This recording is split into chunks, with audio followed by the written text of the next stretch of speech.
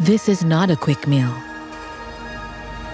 This is a lunch that was made of an everyday effort, 6 hours of preparation. If we look back and see, we will realize that there is more behind every local craft. This is not manufactured, but handcrafted in every part.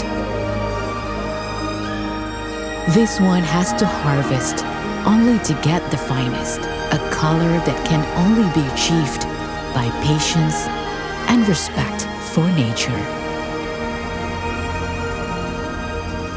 The other has to pick one in 1,000, layering one by one, getting the best from the rest.